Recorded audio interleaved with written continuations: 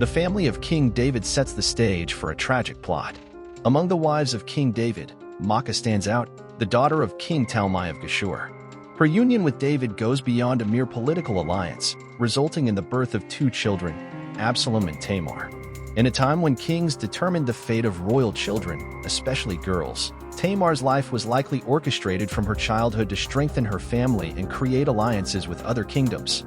However, Tamar's life takes a tragic and unexpected turn involving a cruel deception. Amnon, David's eldest son, becomes obsessed with Tamar's beauty. His desire, rooted in lust rather than love, triggers a series of devastating events. The Bible states that Amnon ended up falling in love with Tamar, his half-sister.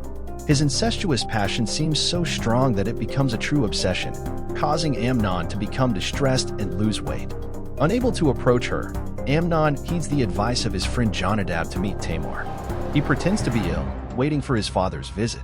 When David visits him, Amnon asks him to allow his half-sister Tamar to come and prepare him 2 cakes. Interestingly, at this point, Amnon uses a Hebrew expression that could have a romantic connotation, as if he asked Tamar to steal his heart. However, King David probably did not understand Amnon's expression in that sense.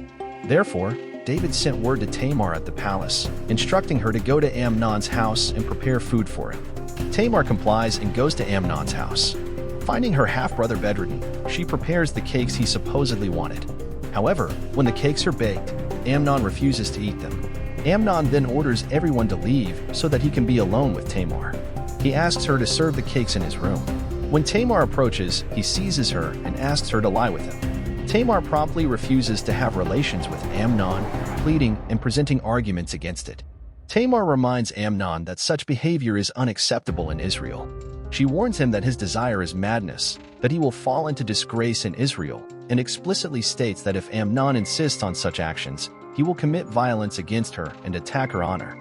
As a last resort to free herself from the situation, Tamar advises Amnon to appeal to David to allow a supposed marriage between them, though David probably would never permit such a marriage. Unfortunately, Amnon does not heed Tamar's pleas and lets his sinful desires take control. Thus, he violently violates Tamar. The biblical text leaves no doubt that Amnon committed a heinous crime on that occasion. However, once he satisfied his desires, Amnon felt a great aversion to Tamar, surpassing the love he had claimed to have for her. In a rude manner, he dismisses Tamar. Once again, Tamar tries to make Amnon aware that sending her away after everything that happened would be even worse. But Amnon shows no consideration for Tamar and orders his servant to throw her out and lock the door. Thus, Tamar is expelled from the house where Amnon was, as if she had no dignity.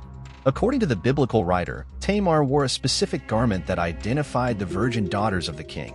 But in a sign of her humiliation, she puts ashes on her head, tears her dress, and leaves the house crying bitterly. Later, the Bible says that Absalom, Tamar's brother, realized that she had been with Amnon. This seems to indicate that Absalom had some knowledge of his half-brother Amnon's passion for Tamar. Initially, Absalom tried to comfort and console Tamar, but at the same time, he nurtured a desire for revenge against Amnon. When David learned of what had happened to Tamar, he was angry, but the biblical text does not record any discipline applied to Amnon. 2 years later, Absalom had not forgotten Amnon's crime. He took advantage of the festivities accompanying the sheep shearing and lured his brothers to a location near the border of Ephraim. On that occasion, Absalom ordered his men to kill Amnon when he was drunk. Then, Absalom took responsibility for Amnon's death and fled to the territory of Talmai.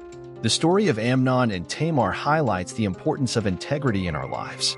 Amnon's lack of integrity led him to commit a heinous act of sexual sin against his half-sister Tamar. His actions were not only immoral but also illegal according to the laws of Israel. As citizens, we must strive to live an upright life, always seeking to do what is right in the eyes of God. We should resist the temptation to compromise our values and beliefs, even in difficult circumstances. Finally, the story of Amnon and Tamar reminds us of the importance of witnesses and justice. Tamar cried for help, but there was no one to rescue her. In the end, justice was served, but only after a long and painful process. We must be willing to stand up for the oppressed and seek justice on their behalf.